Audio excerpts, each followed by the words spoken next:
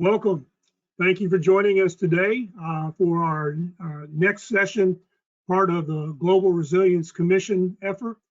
Today's session is the Cyber Singularity, Managing Explosive Growth in Infrastructure and Information Attacks.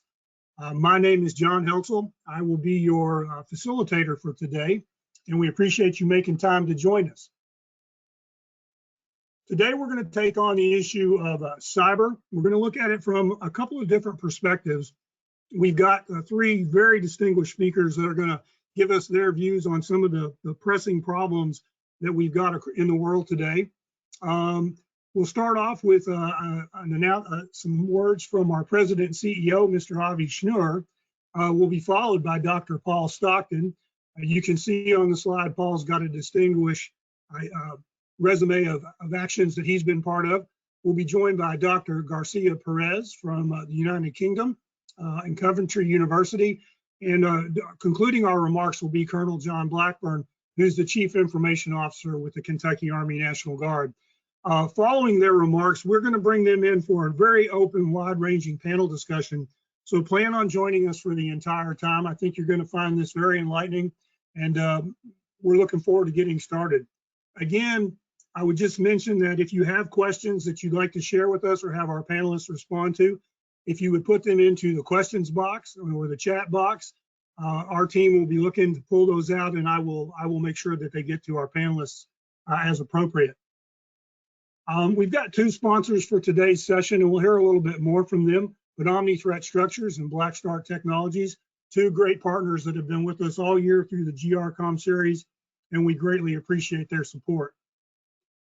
It's really a distinct pleasure right now to introduce Mr. Avi Schnur, who is the CEO and President of the EIS Council and really the founding member of the Global Resilience Commission. Avi, if you would, how about opening up the session for us before we bring in our panelists?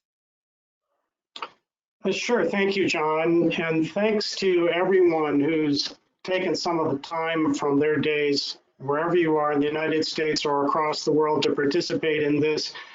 I do think this is very important. I'll start with an apology. I would be actually on camera if my camera and my internet were up to speed. Who knows, perhaps a cyber attack, but in any case, audio does seem to be working. Let me start by speaking about the way we titled this event. You know, we referred to this as the Cyber Singularity webinar. And just to clarify what that means, probably the best known singularity is a stellar black hole. But the idea of a singularity is if you're looking at a series of events and they're coming faster and faster, and then even the rate that they're coming itself starts accelerating, then you get very close to falling off a cliff. And when you see something like that happen, you know that one of two things is going to occur. Either there's going to be a change in the process so that you never reach that cliff, or there's going to be an extremely serious disaster. So we're now seeing something that looks very much like a singularity. The pace of cyber attacks is increasing, the scale is growing, the nature of the attacks is changing and being enhanced from month to month. We're now seeing a rapid growth in information operations. We're seeing an increase as the U.S. Department of Homeland Security has warned in what they refer to as killware, which I have to say is one of the most terrifying terms I've ever encountered. And we're seeing just a rapid growth in supply chain attacks, growth in attacks on critical organizations, on lifeline infrastructure, utilities of all kinds, hospitals, the water sector, fuel, energy. So this is a problem. And there are two classes of work that is typically are spoken to when one deals with cybersecurity. One is prevention, doing everything that needs to be done, best-in-class processes to prevent an attack. The other side of the equation is what is often called right of boom. Let's say there is an extreme event What do you do about it?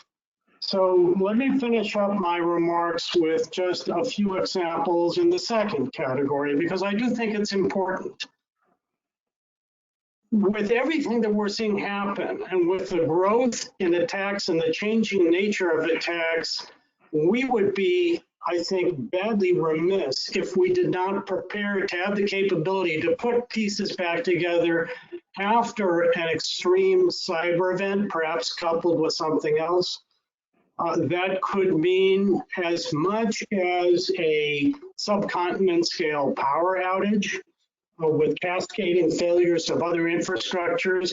That's probably the worst event that could be imagined. And if we want to be prepared to be able to recover from something like that, it's going to take some effort. And it's going to take effort that really has not yet been spent by most companies, most government agencies. Some have, and there is working on, but a lot is going to be needed. I'll mention just a few of what I think are the most critical capabilities that are needed that are not there today.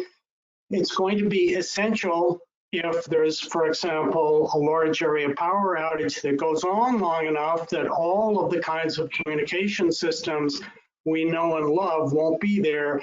It's going to be needed to have a widely deployed all sector, all hazard emergency communication capability that can allow everyone to interact to figure out what's going to have to be done. That's absolutely critical. It does not exist in deployment, although there are a growing number of companies working together to explore ways to do that. The other capability that I want to mention is the kind of meta simulation, a multi-corporate simulation that could provide the real-time information that will be needed by decision makers to know what is going on in the chaos of a disaster on that scale and what has to be done to put things back together. So there are organizations, there are government agencies working in certainly in the meta simulation area that have made some progress. Both of these areas are areas and capabilities that EIS Council has devoted an enormous amount of effort to, and we are partnering and working with a number of corporations and some government agencies to expand those. We would, of course, welcome any questions you may have in that regard. What's going on? What are we aware of? Or reach out to any provider that you may be connected to or know of that has such capabilities. It's going to be important. But the key message that I want to leave you with is this. Taking on the potential for disasters on this scale requires real imagination. It requires an extraordinary level of personal responsibility, which is not easy to find. It requires a lot of courage.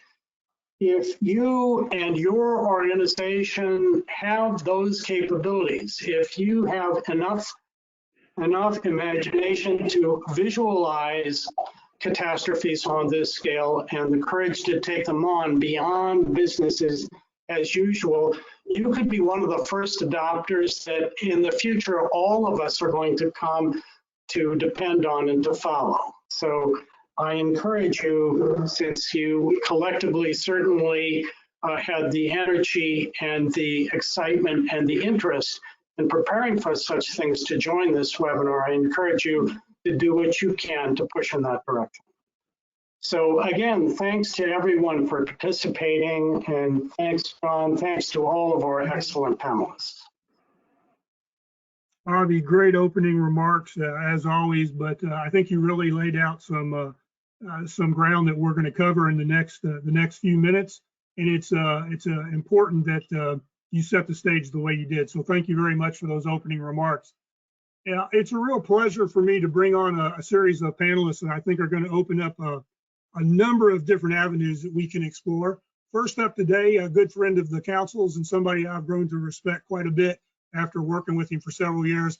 Dr. Paul Stockton comes to us from some senior assignments, and I'll let Paul cover those. You can see a bit of his background on the head slide there. But Paul, thanks so much for joining us, and we look forward to your remarks. My pleasure. Avi, that was a great lead off to the problem set that we have, but I want to go a little bit beyond the terrific points that you made and provide a bigger context for the work that lies ahead, both in understanding the challenges that we face and also begin to think about what additional defensive requirements are going to be looming in the near term and longer term over and above the typical portfolio of the activities that infrastructure owners and operators and their partners already have underway. Slide, please, John.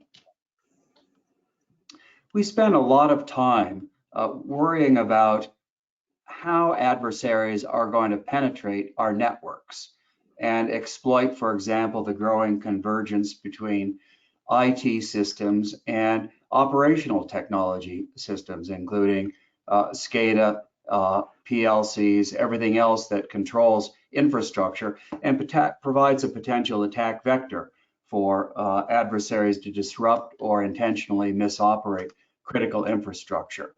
Mapping these attack vectors, understanding the kill chain, taking appropriate defensive measures, all of those are essential activities. And we're making progress, although the bad guys continue to strengthen their own attack capabilities and in the realm of artificial intelligence, improve their ability to map and exploit the vulnerabilities that they identify. So that work needs to go forward. But I also urge us to think about why adversaries are going to attack. And asking the question of why and in what context cyber attacks would actually occur to disrupt critical infrastructure, that leads to some implications for US and allied defensive requirements that go beyond the activities that are typically underway in the electricity subsector, transportation, all the other sectors in which asset owner and operators and their sector risk management agencies are making very important progress. In order to understand the context within which attacks would occur, I point your attention to the quote here that's provided in the United States Counterintelligence Strategy from last year.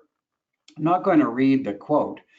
You can do that for yourself. But the key point is here, following, of course, Clausewitz, China, Russia, Iran, other potential adversaries aren't going to attack just for the heck of it and invite a potentially devastating response. They're going to conduct cyber attacks in order to achieve their political goals and above all to coerce US behavior in future crises. And above all, I would say in regional crises, in the Taiwan Straits, in the Baltics, wherever you can imagine a crisis occurring, they're holding our infrastructure at risk. They're penetrating our networks now so that later they can threaten the United States and allied nations with devastating attacks. Next slide, please. Let's talk about that use case, the risk that in regional crises, adversaries will use the traction they've already gained in our critical infrastructure systems in order to apply pressure on the United States and its partners to yield.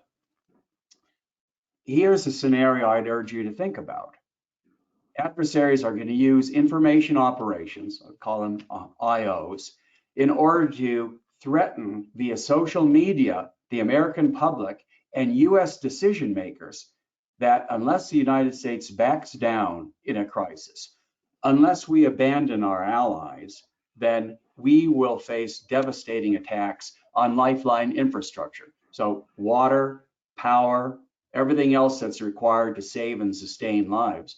And essentially adversaries are going to tell the American people, hey, unless you give up and back down in this crisis, your families are going to suffer. And make it a very, very difficult situation for individuals and families and also their elected representatives to continue to live up to our defense commitments in the face of potentially devastating attacks.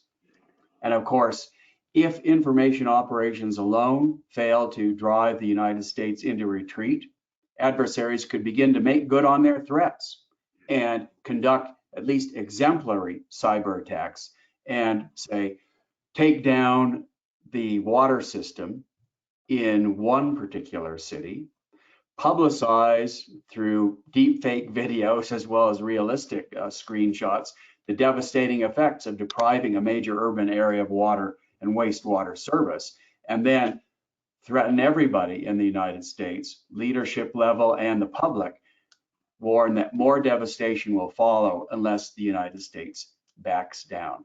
And I think this risk of exemplary attacks is very important for us to consider, because at the small scale, if adversaries attack only one city's infrastructure, they may hope to evade the devastating response that a cyber Pearl Harbor would invite.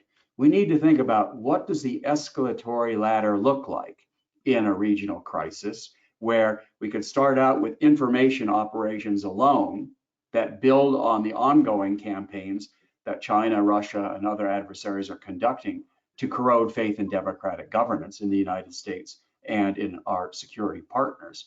Move from information-only operations to exemplary cyber attacks, and then ratchet up pressure as needed until the United States backs down. Slide, please.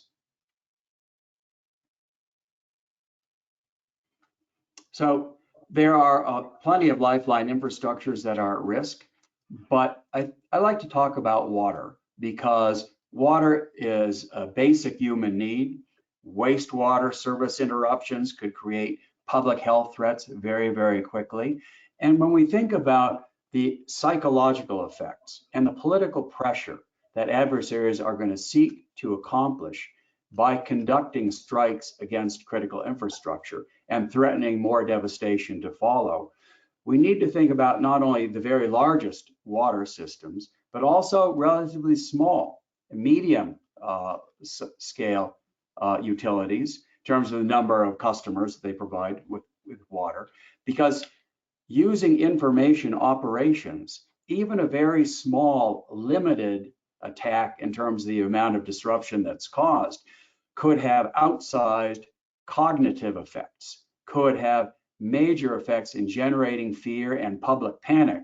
And John Eltzel, since you're a former state level emergency management director, you know very, very well, if you lose public order, if public panic takes hold, then you've got a real problem for incident management, and the adversary begins to achieve that goal of creating political pressure in a way that'll be very difficult for us to manage.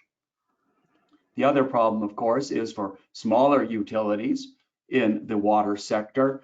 They have limited resources in order to fight the fight. Emergency preparedness in this combined attack realm takes us to very, very different places for emergency managers than thinking about cyber attacks alone, because the communications challenges are going to be immense. We'll talk about that in a minute. So what are some of those defensive implications? First of all, harsh prioritization of investments in cybersecurity.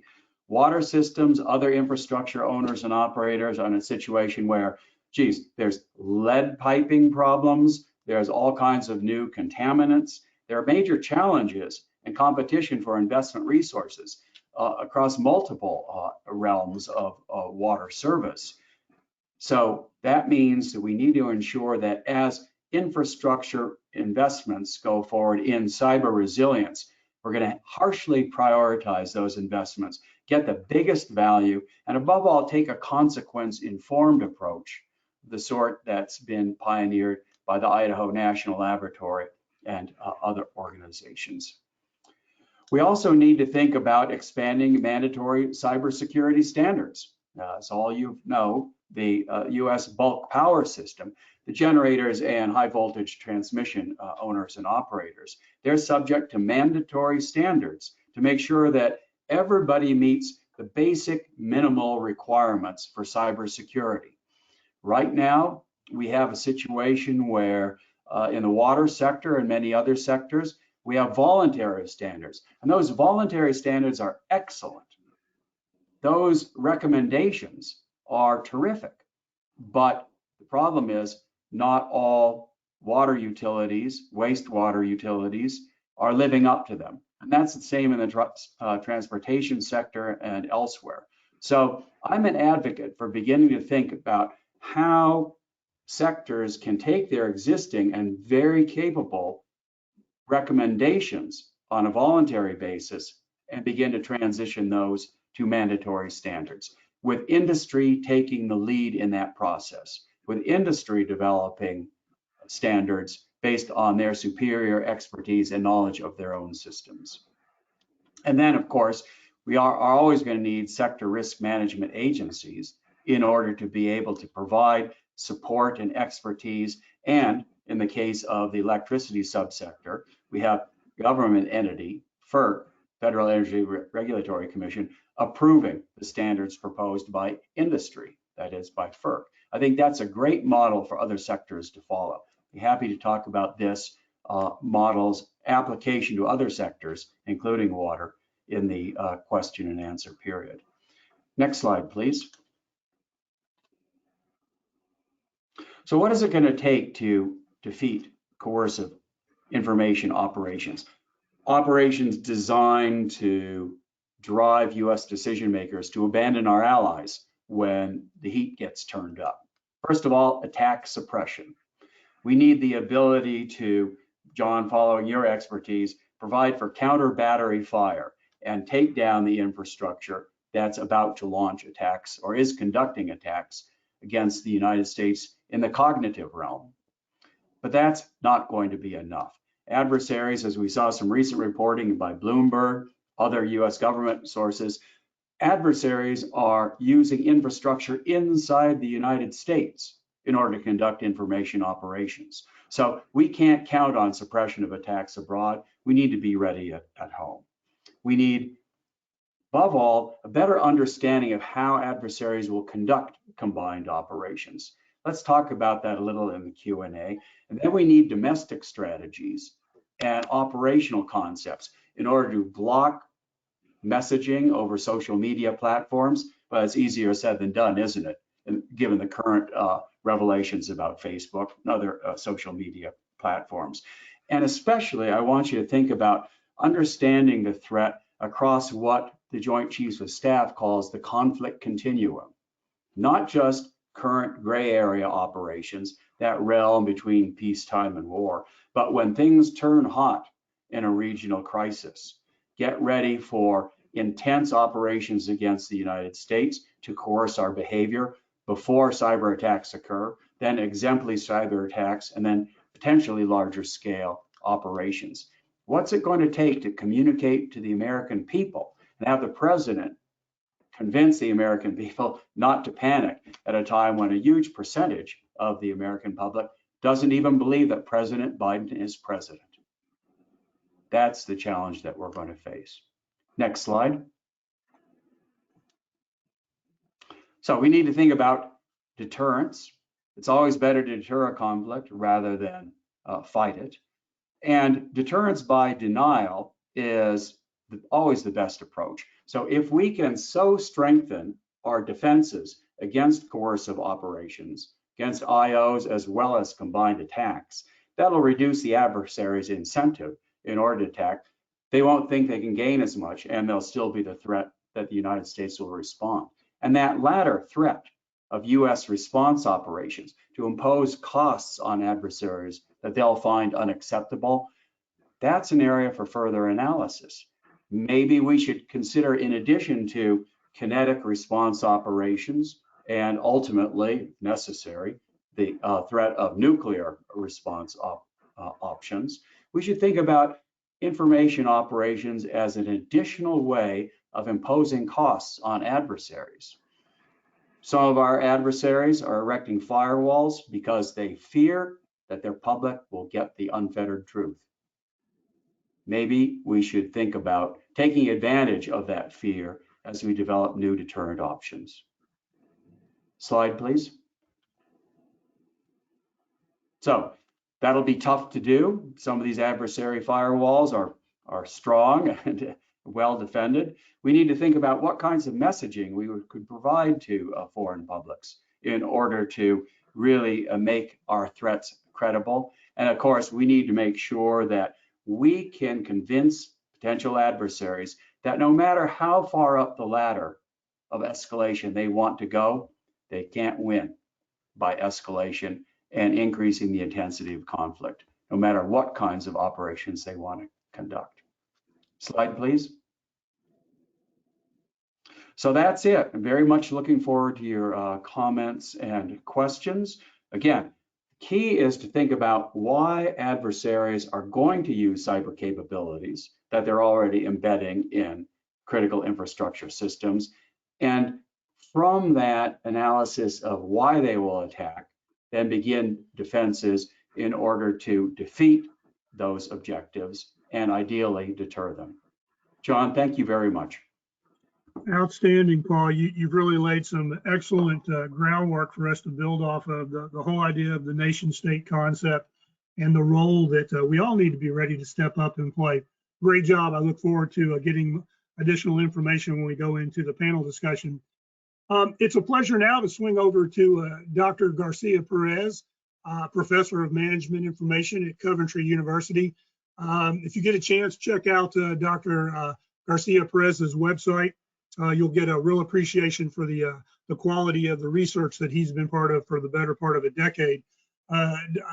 Alexis, it's a pleasure to have you join us today, and we look forward to your comments. Thank you. Thank you, John, for your kind introduction. And I appreciate this opportunity to be a speaker at this important event where we are trying to raise awareness of the challenges associated to the adoption of technologies in critical infrastructure sectors. So as a quick introduction, I'll say my name is Alexis Garcia. I lead the team of researchers at Coventry University at the Center for Business and Society. I also collaborate with colleagues in Georgetown University. I've been working with them for the last 3-4 years, looking at the challenges of cybersecurity management, privacy, and data-driven innovation in critical infrastructure sectors. Most of my work has been related to transport, and I'm doing some work on energy as well. So this is a subject that gains relevance as the knowledge economy unfolds, and particularly since the start of the COVID-19 pandemic, almost 2 years ago now, as businesses and society in general have increasingly relied on the use of technologies beyond the office or the shop floor, if you're talking about manufacturing, for example. So I'm conscious that during the second half of this webinar, we will have an opportunity for more interactive discussion. So I will be brief in my presentation. I will try to keep it to 10-15 minutes maximum. And based on my experience, I will be sharing my views on what I see as the need for a shift in paradigm on the use of on the subject of cybersecurity, or at least, if not achieved, an expansion of the paradigm that we are currently using to address cyber threats. I feel organizations from all sectors, and particularly from those related to critical infrastructures, should approach cyber threats through the principles of resilience rather than avoidance. And I'll tell you more about this in a minute. So next slide, please, John. Thank you.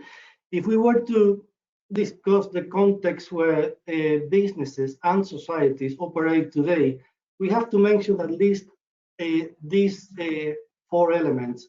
First, the evolution of information and communication technologies. We live in a world where many of us carry with us in our pocket a small device that may be used in the evening by the children at home to play games if we are not careful.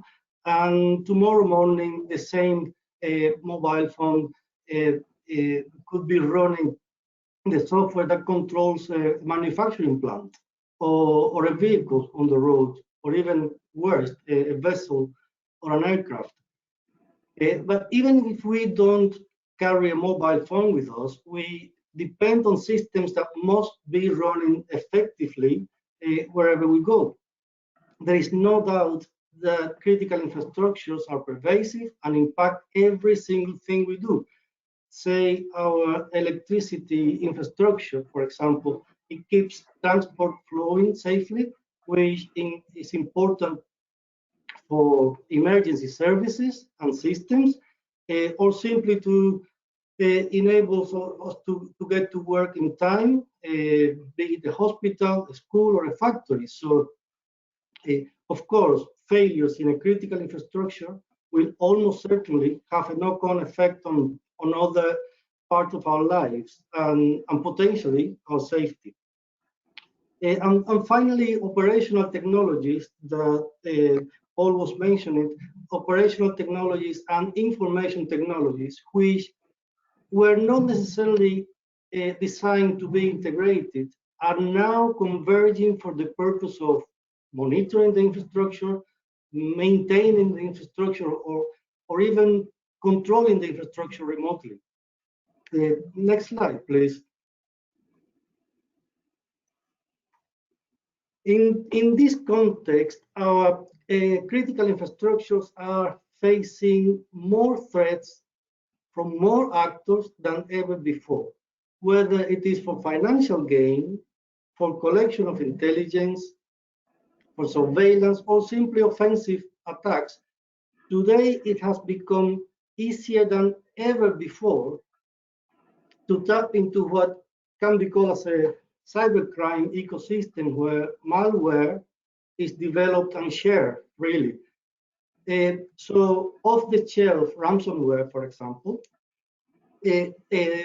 provide attackers, even those with limited technical proficiency, with the opportunity to disrupt and monetize well-known vulnerabilities that the software running our critical infrastructures may have.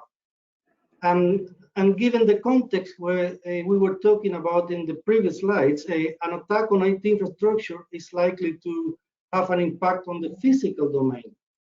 Say a service gets delayed, disrupted, or simply not available, often putting the safety of our communities at risk.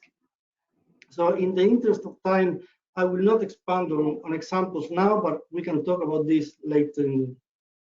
John, please, we go into the next slide. But here we have to talk not only about the external threats to our critical infrastructures, which, by the way, threats often come from inside our organizations. The complexity of critical infrastructure sectors becomes in itself a vulnerability. Take the energy sector, for example, that has been mentioned earlier. Even when different regions within a country have some sort of redundancy services in place to avoid disruptions, the complexity of the sector makes it an attractive, if not an easier, target for attackers.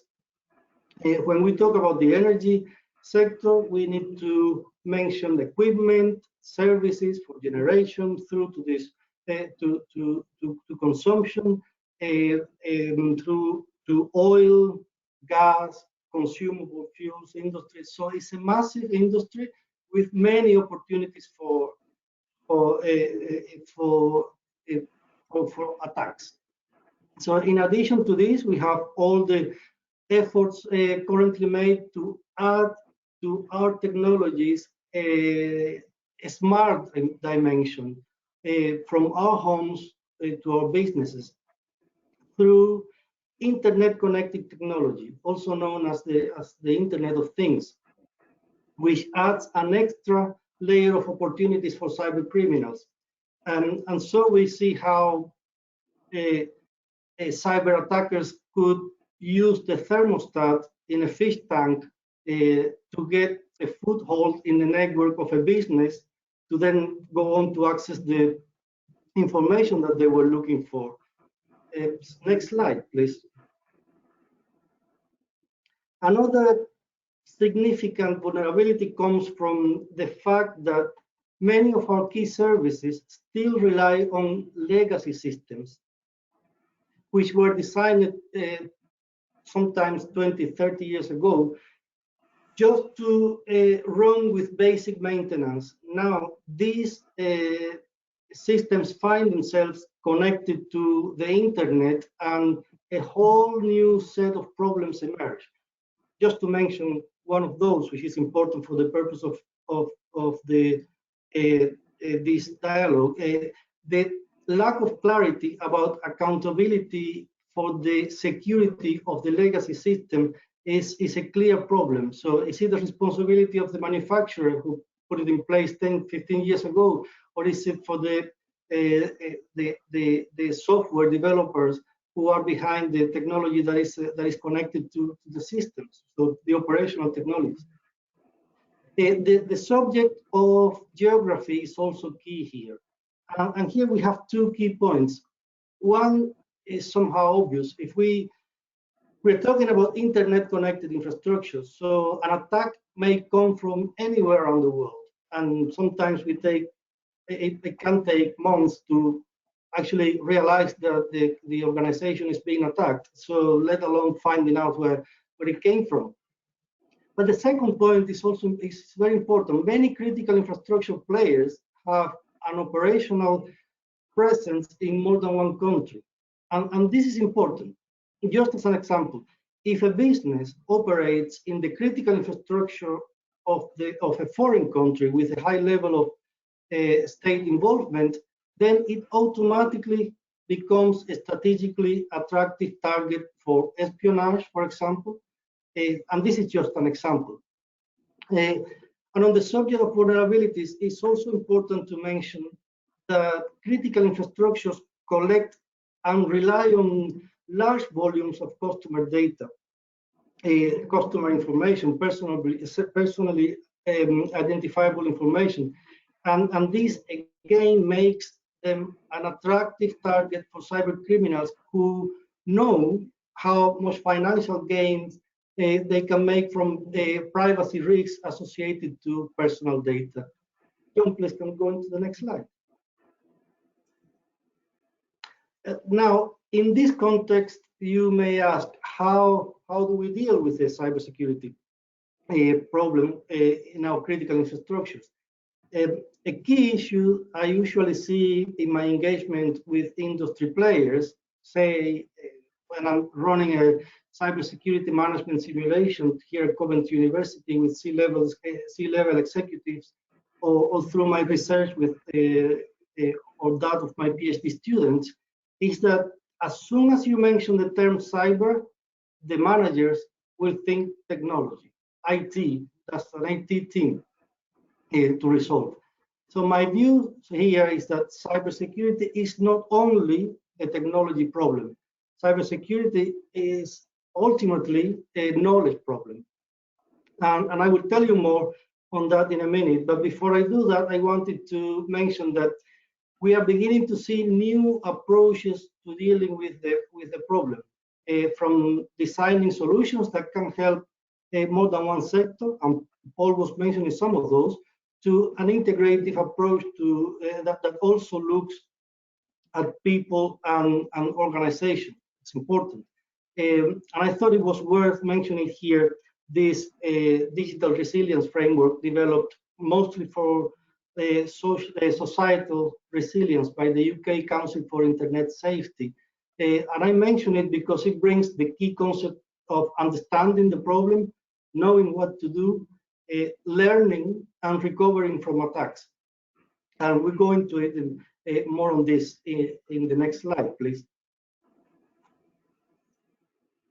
So let's think about how difficult avoiding a cyber attack has become.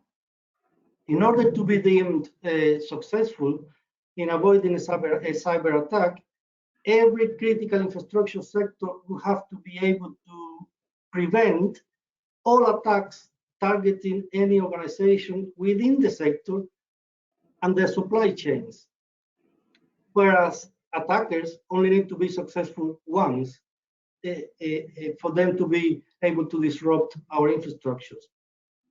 And as a chief information officer from a large firm who recently suffered a major cyber attack explains it.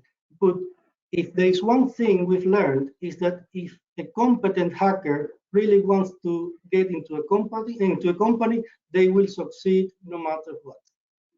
So in my views, we should approach the cyber threats through the principles of resilience rather than avoiding the threats.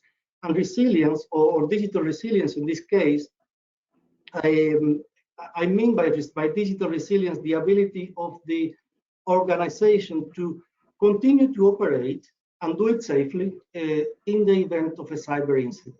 There are many definitions of the term. I just want to focus on this because it's telling that it's not only the technology that we are protecting here. We are protecting the business. We are protecting the services.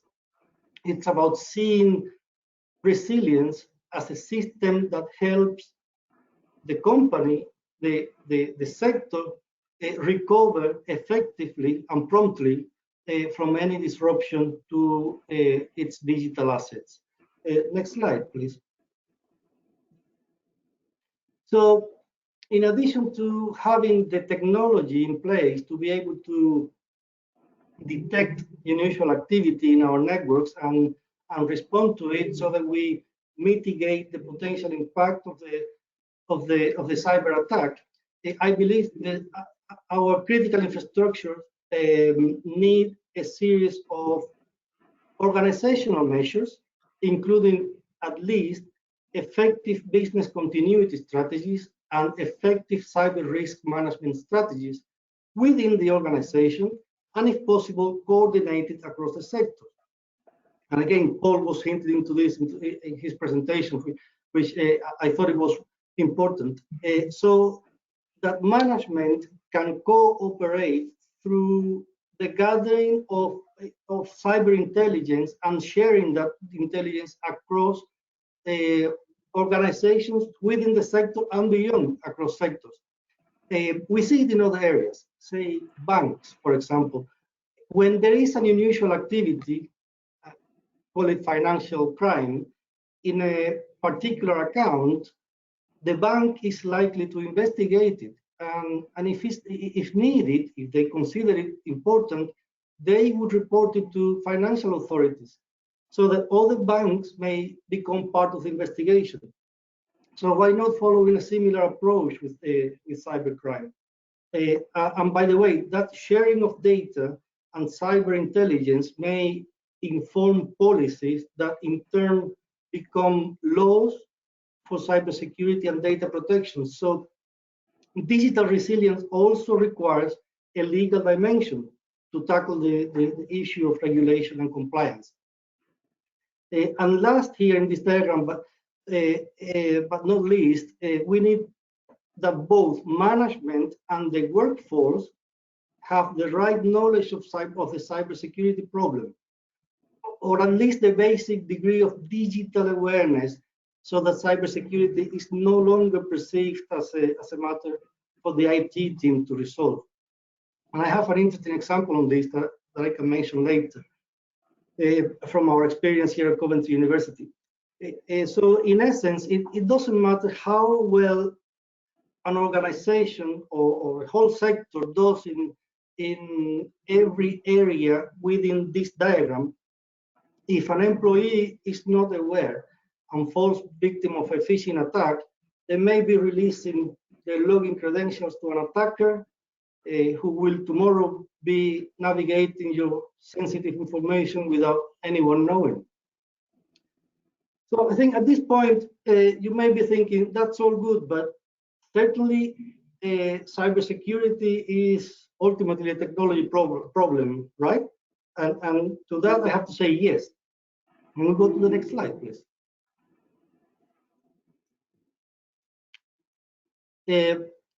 Yes, it is the technology which enables, and you can see I placed it here in the center of this of the solution. It is a technology what enables every other dimension of the digital resilience of an organization and the sector. By detecting, visualizing, and reporting cyber attacks, the technology infrastructure of the firm will be able to trigger the actions that management can take in terms of cyber protection, both strategy and operations, eventually leading to business continuity and the effective management of the cyber risks to minimize the impact and continue to operate safely, as I said before. So I'm conscious of time and the need to move on to the next presentation. So I will end here. Thank you all for listening, and thanks again to the organizers for the opportunity to talk at this fantastic event. Alexis, outstanding. You've laid a number of paths for us to follow here, and in some ways you've opened up a couple of interesting things that maybe we hadn't thought about before as far as the response piece. So I look forward to discussing those with you coming up. Next, we've got Colonel John Blackburn, somebody I've known for quite a while and has really developed not only a local but a national reputation for the work that the National Guard is doing in support of information management at the state and local level.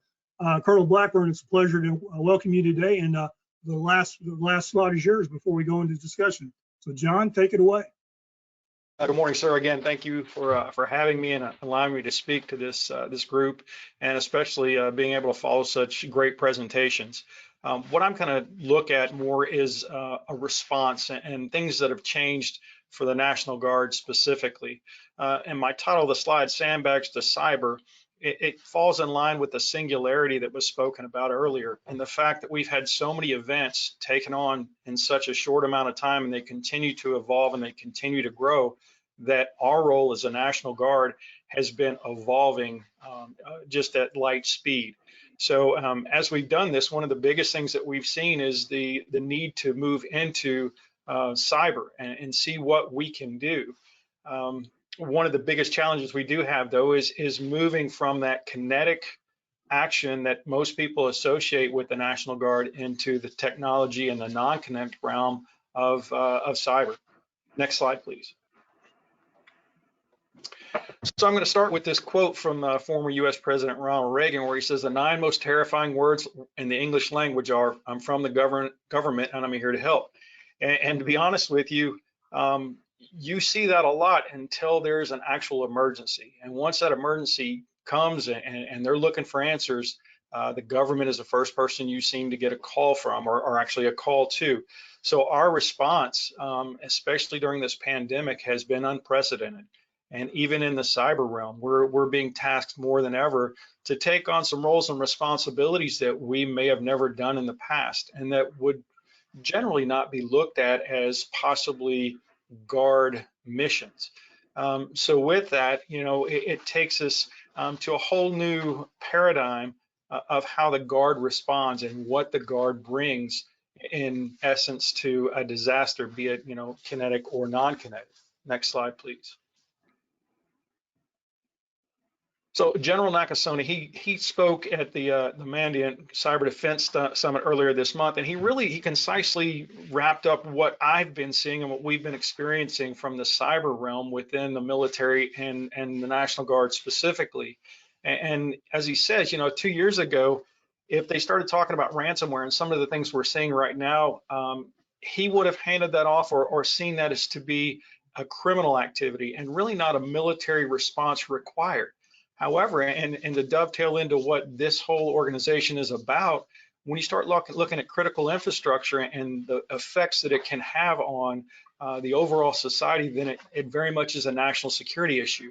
And that's been our driving force in how we're coming into the cyber realm as a mission provider or a mission partner and a provider within that space. Next slide, please.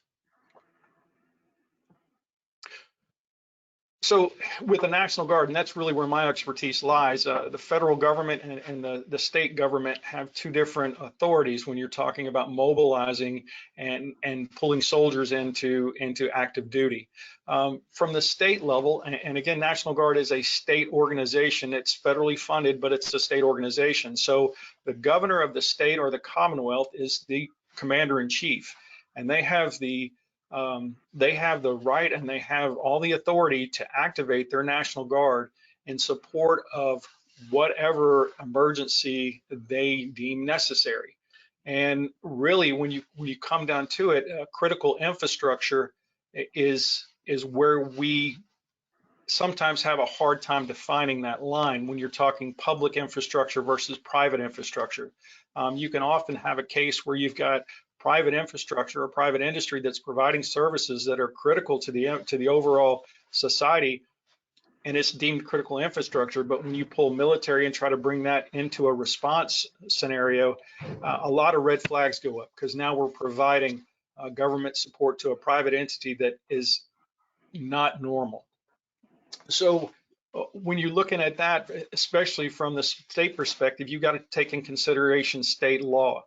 Some of the things that we've run into when trying to do some of these responses to local governments and even to small municipalities in the states is, what does the state law say when you're talking about the Freedom of Economy Act? Is the National Guard actually coming in and competing with other companies that can provide this service? So that was one of the biggest hurdles we had to come across and figure out how do we identify and how do we really justify what we're doing in these areas. So once we got through those and we got the legal authority to what we're doing, we had to look at the operational challenges. And from a national perspective, you have 54 states, commonwealths, and territories out there, and every one of them has their own way of doing business. And I've had the opportunity to visit a couple of states that do the cyber response to domestic operations extremely well, and seen the way that they've actually had to change the state law in order to support these endeavors. And those are things that we're working toward in Kentucky in order to make sure that we have all the agreements in place to support the infrastructure, to support the society, and to support our citizens. Again, one of the things that we looked at as well is, especially with the elections when they came up, is what are the optics? What do people think when they see a person in uniform around a polling place, a person in uniform that happens to be doing something dealing with elections? It a lot of times does not evoke a sense of confidence. A lot of people would see that from a conspiracist lens and say the government is now being controlled by the military. So we have to be very careful in the way that we operate within some of these responses. And elections, I just bring that up because it was a very touch and go situation for the National Guard, and different states handled it much differently. So again, having no real bottom line on how we can respond or what we can do in some of these instances has been very challenging. Next slide, please. So with the National Guard, again, we serve in 3 different statuses, and these statuses really define what we can and cannot do. When you talk about United States Code Title 10, which is active military federal service, this is what your active component Army, Marines, Air Force, and Navy, that's what they're on Title 10. And when National Guard soldiers are deployed, are called up to move into a deployment scenario to support the active component, they are then transitioned into a Title 10 military status. What that means, again, is our commander-in-chief changes from the governor of the state to the president of the United States. And the president does have, of course, the authority to push those activations and require that service. And generally it is concerned with a national threat. Now, it's easy to look back over the past 20 years and look at what we've done in Afghanistan, what we've done in Iraq, Syria, and areas like that, to where the kinetic forces and the kinetic actions that we're taking have been very overt, and everybody's aware of them.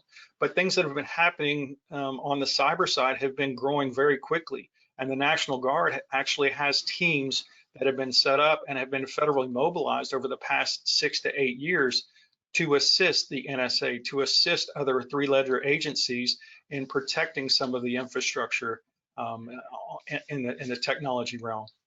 So when they do get those activations, they no longer are a state asset and they become that federal asset.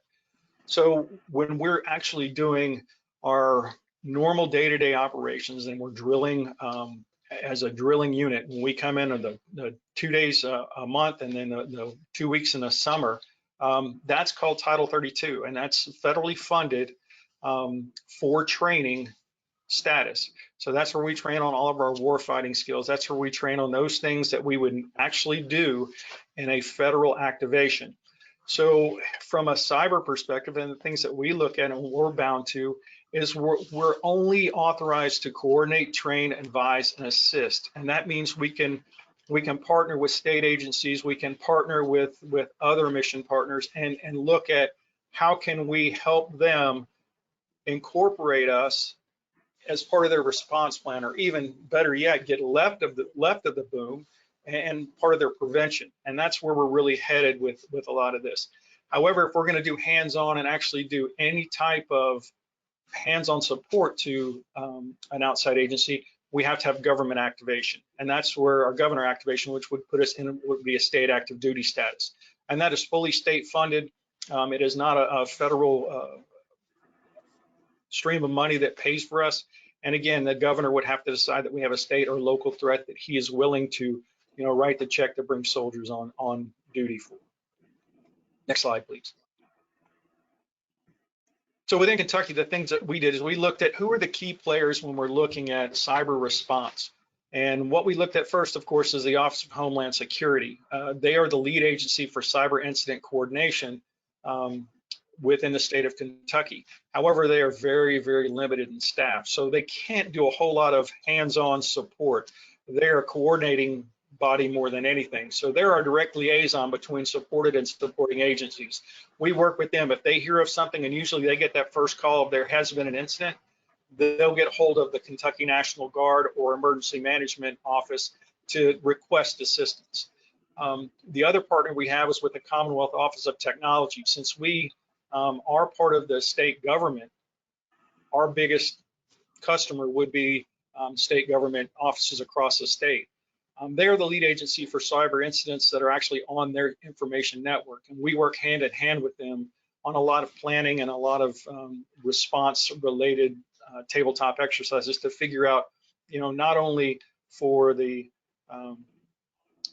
restoration of a network, but also the prevention. How do we help set up defense in depth and prevent the adversaries from actually getting in the first place?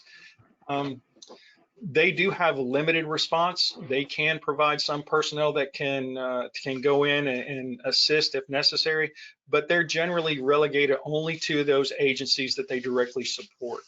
So if it falls outside of the actual state government, if it were a local county, if it were a city that's having a ransomware attack, then they're going to be hands off for the most part. And that's when they turn to the Kentucky National Guard. And again, this is where the paradigm is shift from, all the kinetic sandbags, law enforcement support and everything into the technology realm. And we are the supporting agency for the cyber incidents.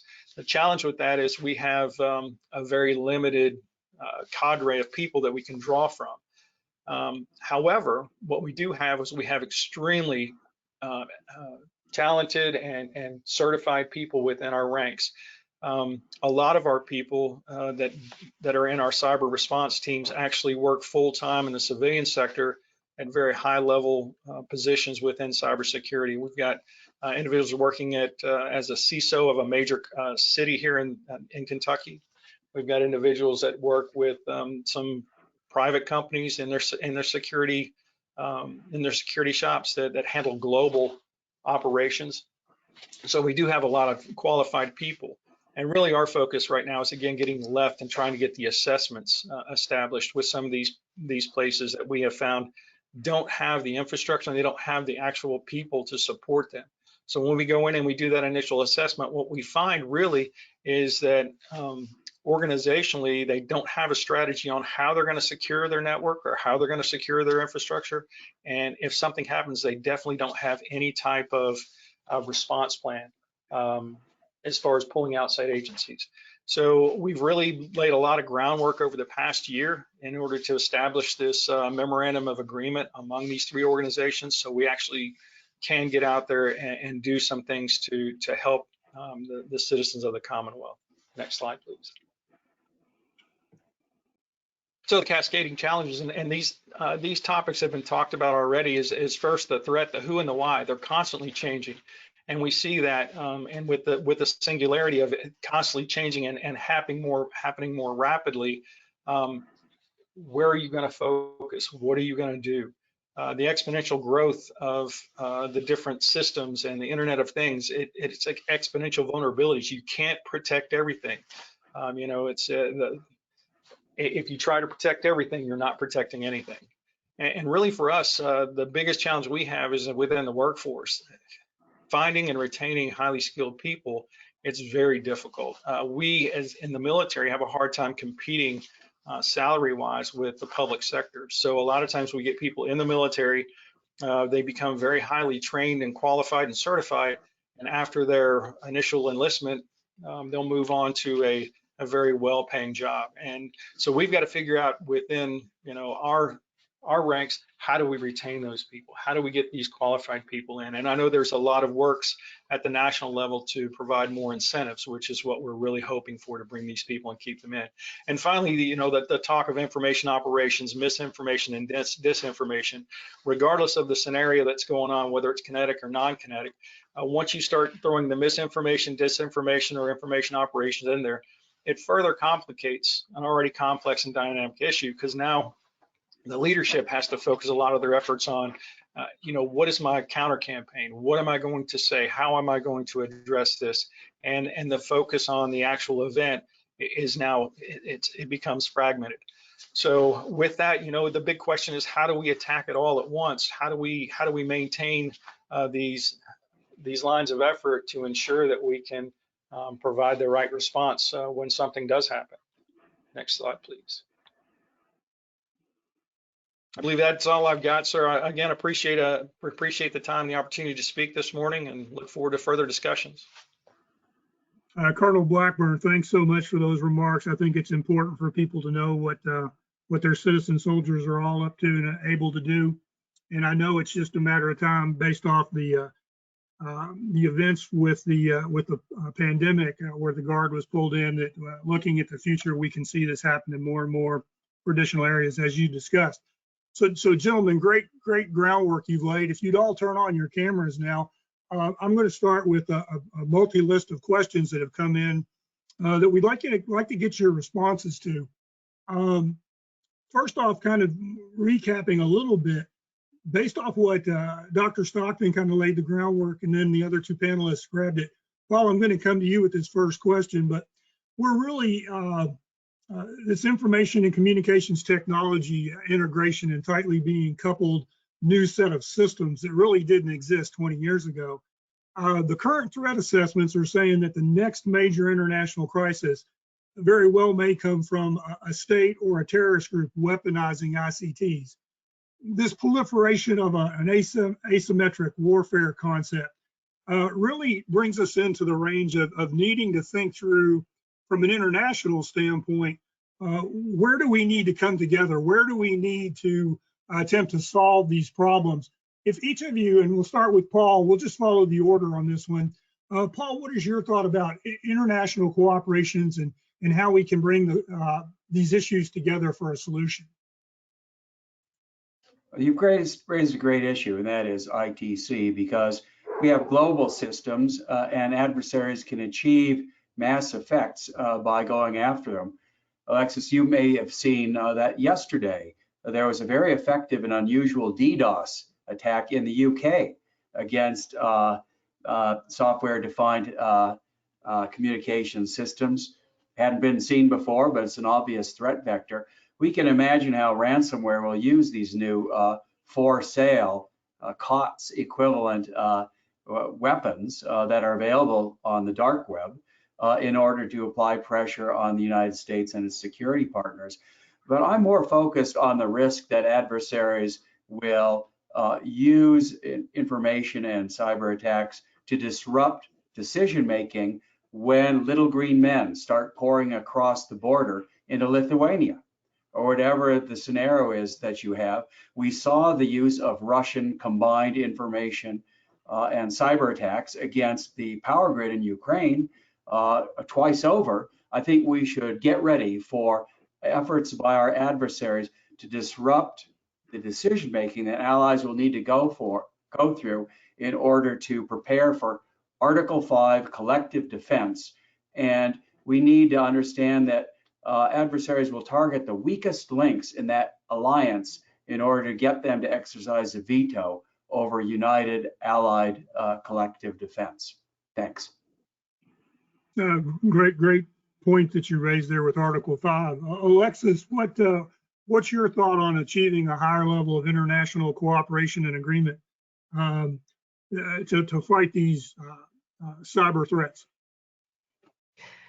Well, I think I'll have little to add to what Paul mentioned, but I think it's important that we have, and I'm seeing basically in the European Union, investments in cybersecurity across a number of trying to not standardize because it's a bit of a big issue, and it will take years before we are able to have some international standards on the subject, but try to find solutions that are that can be generalized to more than one sector, and ideally to more than one country.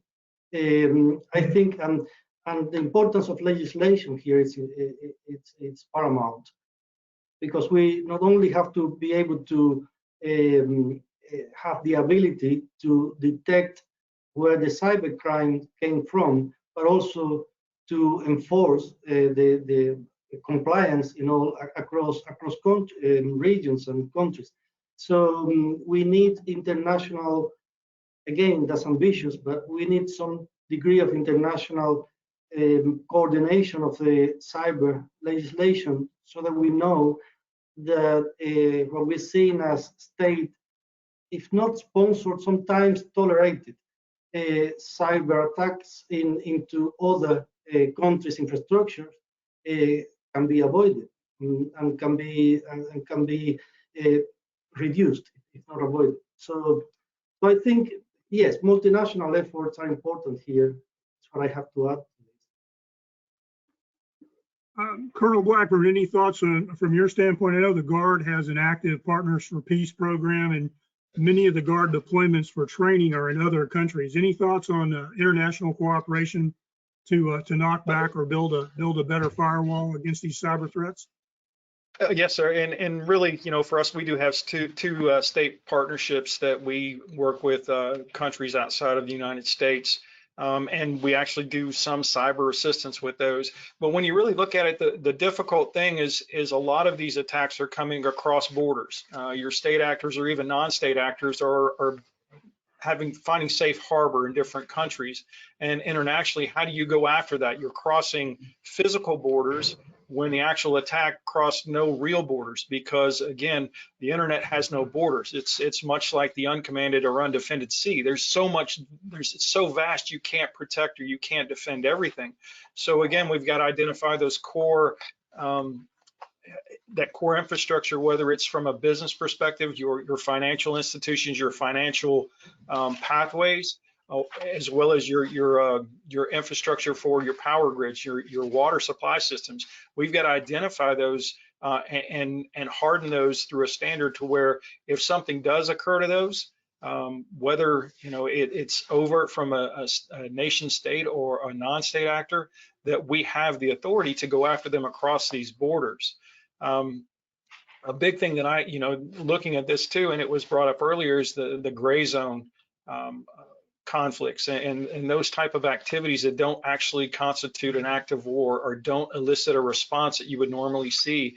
Is we've got to codify. I would think if we could codify those actions that would then be deemed illegal, irresponsible, or potentially an active war, and have those ratified and actually agreed upon, it would give us a better platform to move from. You raised a couple of great questions, and I'm going to kind of grab that and move it forward. The fact is, as you all have talked about, these cyber threats are more diverse and complex, and often what we see right now is they're targeting private enterprise. But they're also targeting and endangering the technical integrity of our digital world, which, as we all know, supports nearly all of the global economy and our local economies. Just the vast material that we order and ship online these days. Back in 2017, we got kind of the first real glancing blow of what one of these attacks could do if it was targeted with the WannaCry ransomware attack. If you remember that, and I mean, 2017 seems like a million years ago, but it really was not that long ago. And WannaCry appeared to target the health and medical community, and it jumped across country borders, as you just talked about. There are some indications that that was actually a nation state attack, caused over $1 billion worth of damage.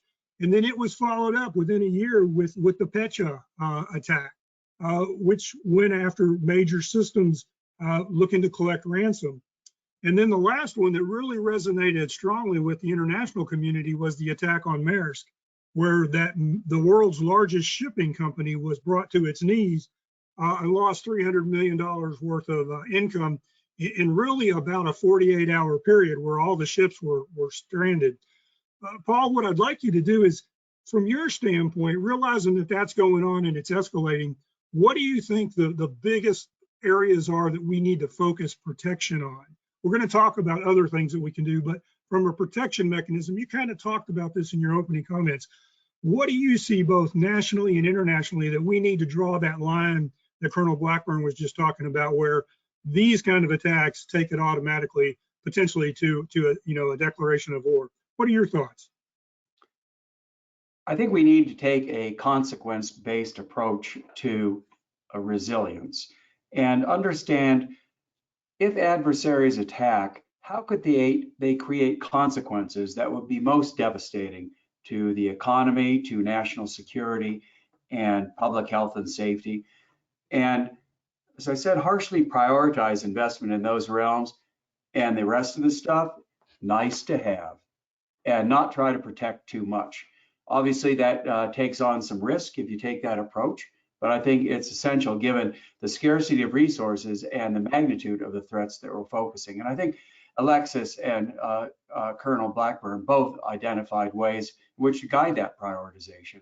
The second thing I would say is, don't imagine that we're going to be able to restore the power service in any of our countries or water service in, let's call it almost a blue sky environment.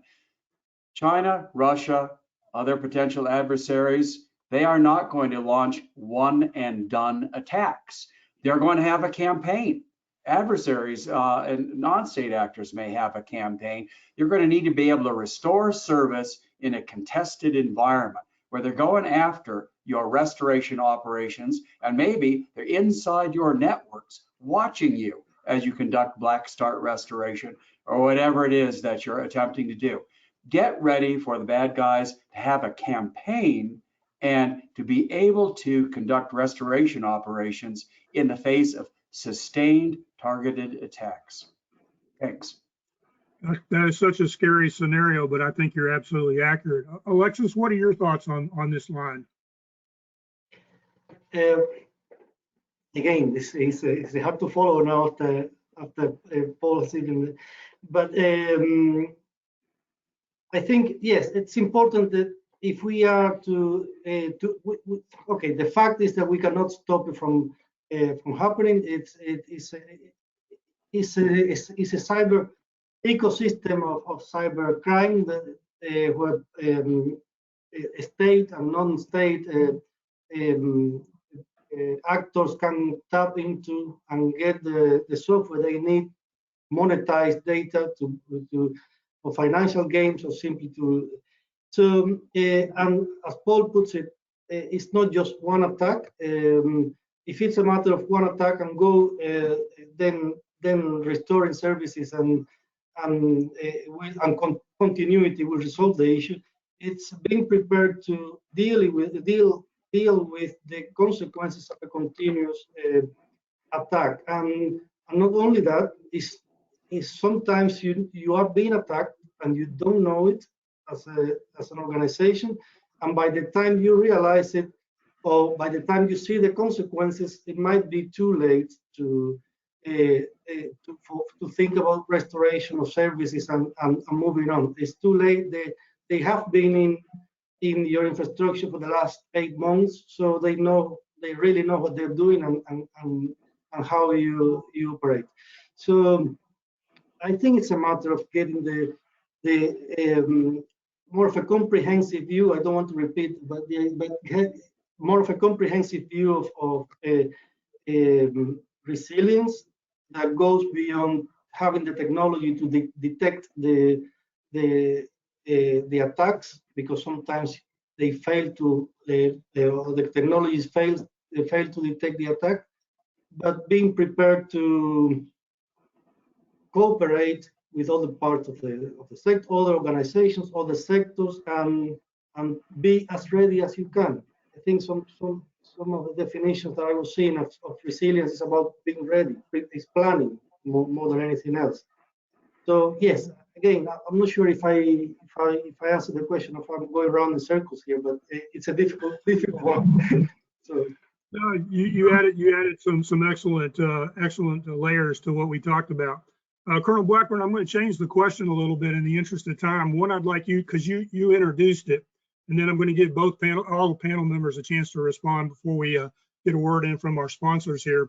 But this idea of misinformation campaigns that are being waged worldwide, really, this is something that, other than the printed media, which you can choose to read or not read, we're so dependent on the information flow, especially across social media networks, but not only those.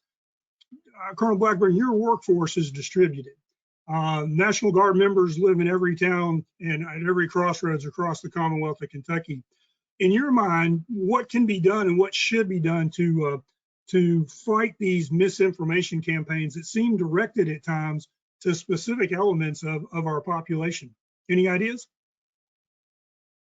Yes, sir. And you know, from the military standpoint specifically, we have a core set of values that we operate by, and you talk about those core values, and you continue to instill that within the soldiers that work for you. And the biggest thing again is we serve at the direction of the commander in chief, whether we voted for them or not. We swore an oath to the Commonwealth of the Kentucky, or as well as the United States of America, and we've got to do what we are told to do by our officials. So, you know, breaking it down to, you know, remembering your oath and understanding what that oath means helps us. And I know that's something that we've talked about a lot with especially with things that happened around January 6th, and you had a lot of people up in arms and really becoming emotional about the situation. And the bottom line is we're here to protect the Constitution of the United States of Kentucky, or the United States of America and the Commonwealth of Kentucky. And beyond that, your personal beliefs and opinions should not interfere with what you do in support. So to me, it's our value system, as well as you know, speaking with soldiers, letting them have the opportunity to talk. And understanding that their perspective may come from a misinformation campaign, a disinformation campaign, and explain to them that there are multiple outlets so they can find additional, you know, competing views that may help them form a more informed decision. Great response. It's you kind of got the values portion to fall back on from a military standpoint. But Paul, you and I have had several discussions about this. From a national standpoint, what do you think needs to be done, or is there anything that can be done to knock back these misinformation campaigns? Yeah, there's a lot we can do. And let me emphasize that the Department of Homeland Security and other federal departments are beginning to get some traction in their efforts to defeat the ongoing campaigns of China and Russia to corrode the faith of American citizens in their own government. Much more needs to be done. But as Colonel Blackburn said, we need to not only think about the current gray area operations, but the intensification of those operations in the future. And that's where I believe we're falling short. We need to do more to be ready. For example, John, in your communications center that you and state authorities will stand up in order to provide messaging to the citizens of the Commonwealth of Kentucky. How are you going to do that in a contested information environment? I mean, my concern is that, as we saw Russia do against Ukraine, Russia will cut off all the media capabilities that on which we rely, except for the ones that they own. And so citizens will only receive Russian messaging as opposed to what you would like to be sending out in the JIC. And this is a huge challenge for emergency management. I think we're too familiar with operating a blue sky environment and not getting ready for the contested environment that we're likely to face. Oh, great response. What I'm going to do now, guys, is jump over and thank our sponsors, and then I'm going to come back with a final question for each one of you all. So let me take it back here for just a second, and we'll be right back with you. Omni Threat Structures has been with us since we started the Global Resilience Commission. They're a great company headquartered out of Texas. They do some amazing work with electromagnetic buildings and making sure that your infrastructure is as protected as it can be. They use a modular approach to do that. They're really focusing now on black sky and black start solutions. If you're unfamiliar with the term black sky or black start, go to the EIS Council website. We've got a lot of material on that. You'll notice that they meet all of the major requirements from MIL standards, and they provide turnkey solutions and designs. And Brian Acton is a great guy that will welcome getting an email from you all. Just a great company for you to consider when you're trying to build one of your hardened facilities. Along with Omni Threat is Black Star Tech. Joined us early this year. Thomas Brooks. They have been one of the industry leaders with a variety of products. You can see them listed here. You are all going to get a copy of these slides, so don't try to write all this down. But they do everything from emergency power systems to the latest and greatest in battery storage. They have some incredibly flexible Lightwork systems, and they're moving into broadband solutions, merging in with 4G and 5G, obviously the direction things are going. They built their bona fides off of the analysis they conducted against the Fukushima nuclear plant a disaster. Really used that to harden and to learn about how their systems could be enhanced. And they've come up, as I mentioned, with some great ideas. Some of their capability is amazingly flexible, very modular, can be deployed in a matter of minutes, and customizable to your site. They've got their design is using the new lithium iron phosphate batteries, something that you won't find in many of their competitors. And as I mentioned, you can roll these things out in less than 30 minutes.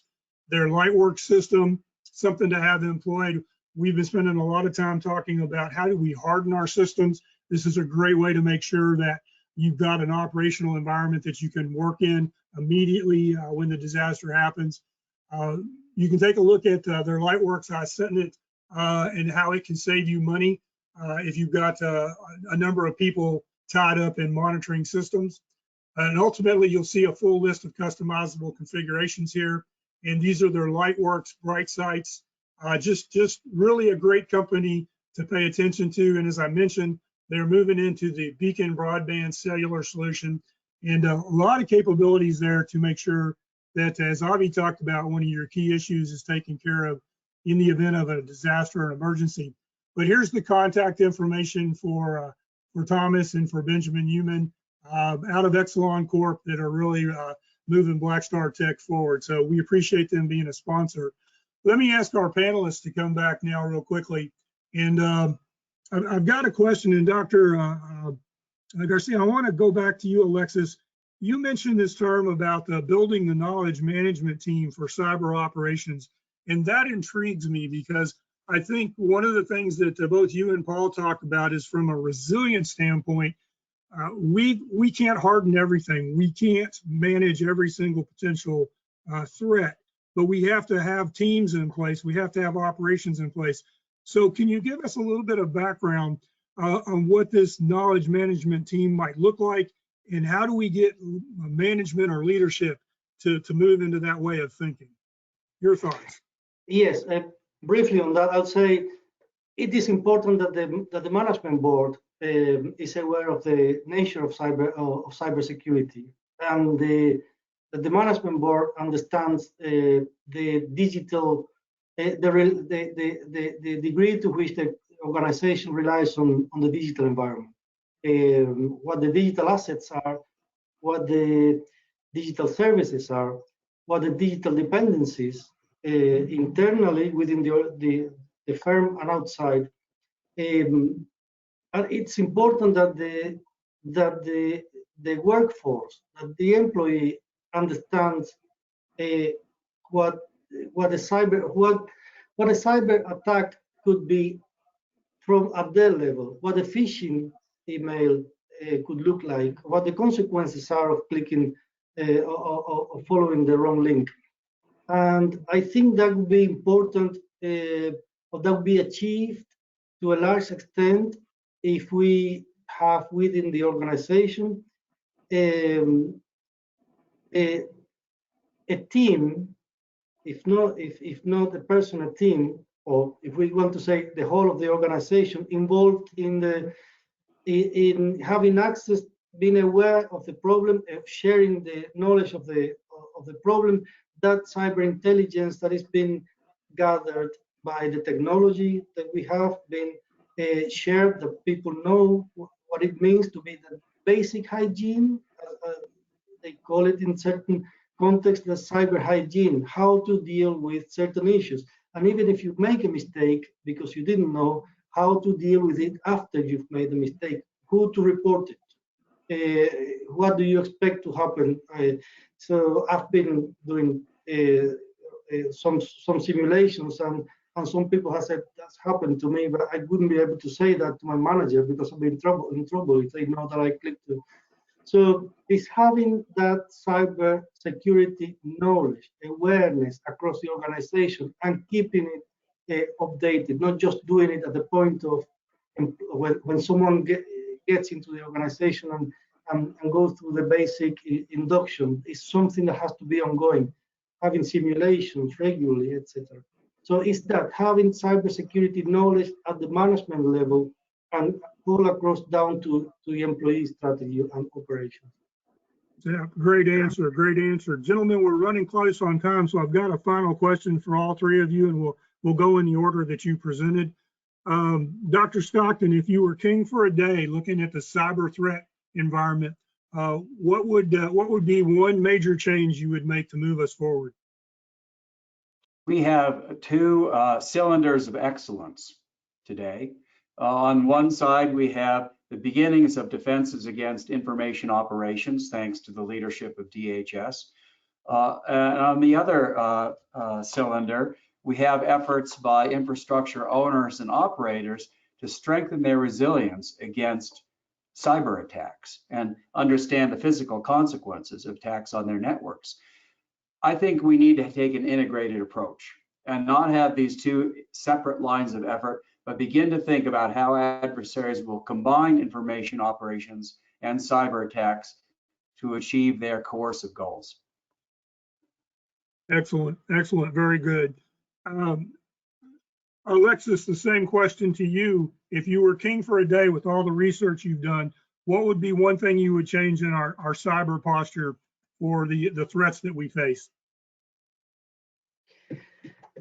I would bring cybersecurity to the management board one way or another. So cybersecurity has to be a part of the strategy of the organization as finance, human resource management, any other part. So start with the management board and try to build it from there. Bring it into the strategy and operations of the organization. Well, excellent, excellent response. Colonel Blackburn, kind of a final thought here. King for the day, operating in this juxtaposition between the federal government and the state government with a very diversified workforce. What would be one change in our cyber posture you'd like to see us make? Really, it's more from an operational standpoint. When we focus on COOP and continuity of operations, we're always focused on the restoration. I challenge some of our business partners to look at what does it look like to turn yourself off, to pull yourself off grid in order to protect your infrastructure and continue to operate. because as we've seen, with the pandemic, this has lasted way longer than anyone anticipated. And when you start talking about these black sky events, it's not going to be a matter of days and weeks. It could be months or even years. So we have to start developing those plans on how do we operate in an austere environment for an extended period of time. Yeah, great point to make, and what a scary scenario to think about given all we've gone through in the last 18 months with the pandemic. To play against, as Paul talked about, a persistent threat where it's not a one shot, it's a multiple shot that never gives up. New way to think about going forward. Gentlemen, I want to thank you all from the council standpoint. What great presentations, what great information. Truly outstanding. I think we're going to be able to use this as a reference going forward. And I want to thank you today from all of us. I'm going to kind of do a few closeout announcements now. At the end of October, we're closing the registration for EarthX. This is our international cross-sector resilience exercise. And please go ahead and register. You'll be able to play all the way through the end of November, but EarthX will give you a chance to test your ability to respond and recover to two of the world's biggest threats, fires and floods, that have been in the news nonstop this year. We'd like to ask you to join us also on our new GRCOM website. Very easy to find. We've been out there long enough now, you can just simply Google it. When you get your slides, this is actually a hot link. It will take you to it. We're putting more and more information out there that you can use to help yourself in your movement towards a more resilient future. Earlier this year, we released our next handbook 4 on electromagnetic pulse. It's now available on Amazon. What an incredible amount of information about this terrible black sky threat. Dr. Stockton was integral in a moving force in writing this, so I'll give him credit since he's on today. But feel free to check that out on Amazon, and you can find the link for that on our website as well. Our next GRCOM session is coming up fairly quickly to make sure that we don't put you at odds with the Thanksgiving holiday here in the United States. It will be another cyber-themed event, the threat to our critical lifeline infrastructures, and we will specifically be taking apart the resilience requirements and solutions for some of the most critical operating elements that support modern society. Same time, but on November 17th, which is a Wednesday. And finally, we'd like to ask you and invite you to be a member of our council. You can find the links to do that on our webpage. You will find that by joining us, and joining is free, you will get access to a very deep set of information libraries in a multitude of different directions that you may be able to use to increase your ability to move your organization forward. And then finally, again, I want to thank Dr. Stockton, Dr. Perez Garcia, and Colonel John Blackburn, and as always, Avi Schnur, for giving us the opportunity to join together. Thank you all so much. I encourage you to be safe. You will receive a copy of the slides and a link to this recording in case you want to watch it again probably within a day. So take care, be safe, and we look forward to seeing you in a couple of weeks on November 17th. Thank you so much for joining us. Thank you.